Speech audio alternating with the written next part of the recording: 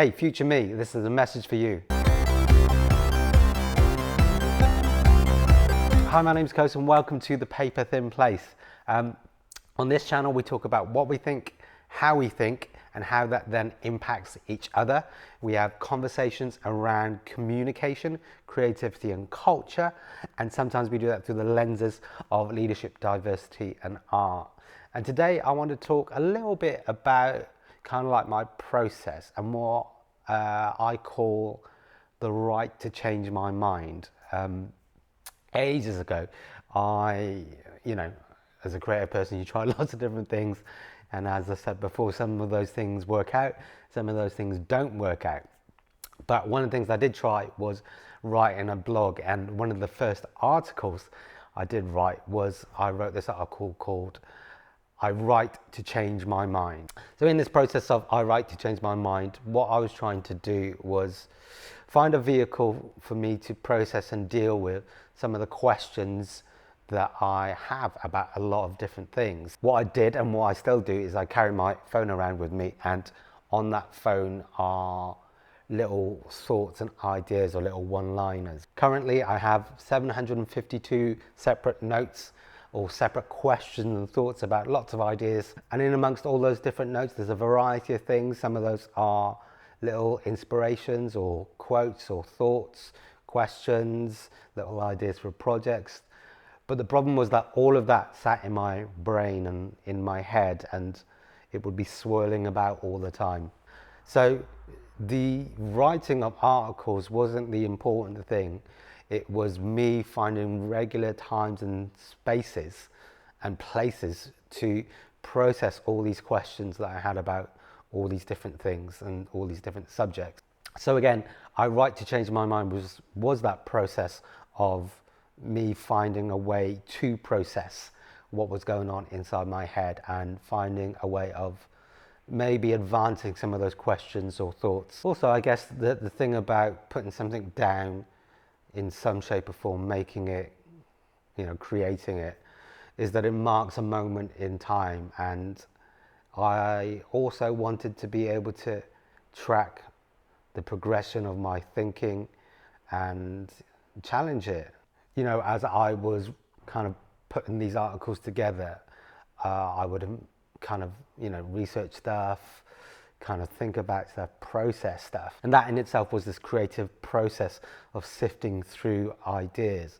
I wasn't necessarily writing to communicate a specific thing, although that was essentially one of the outcomes. But the actual process of taking things apart and putting things back together again, that was the crucial thing.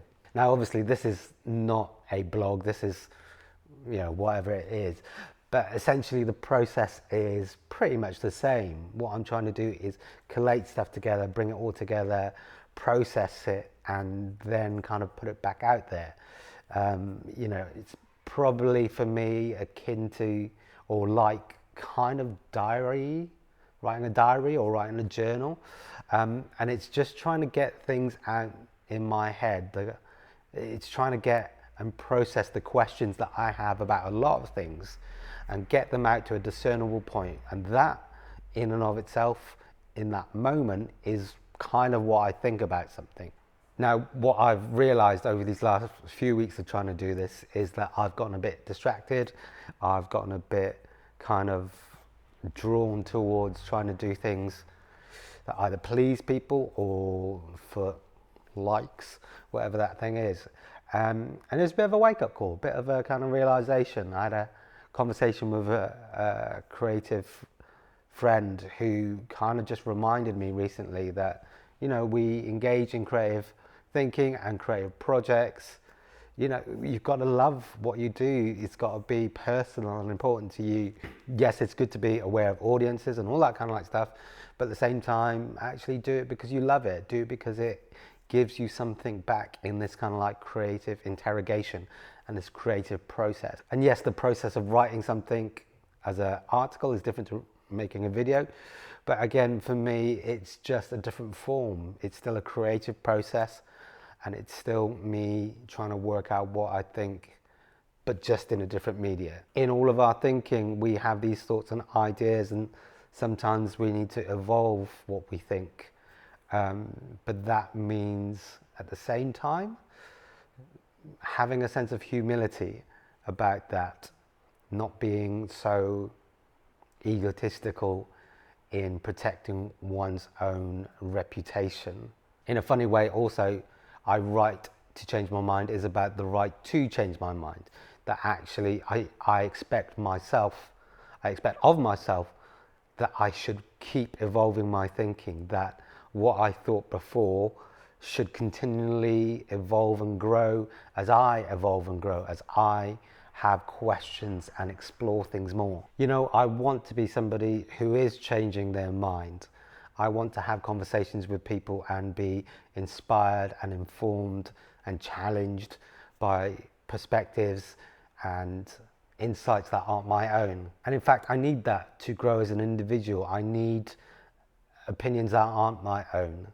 I need to be prodded and provoked in that way. So I'm still going to make videos and do all that and process that, because that is part of how, in my current understanding about where I am at and my sense of creativity, this is one of my chosen forms. But maybe, and again, reminder to future self, don't get distracted by the need to impress other people or the validation from other people. And I'm not saying don't take consideration from other people, but I write to change my mind is the process of me learning more about myself.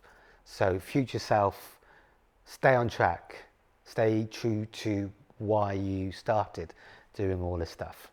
All right, future self, everyone else, take care, be kind, bye. Body. If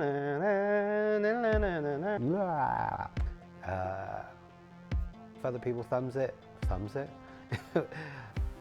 Vlogs, right?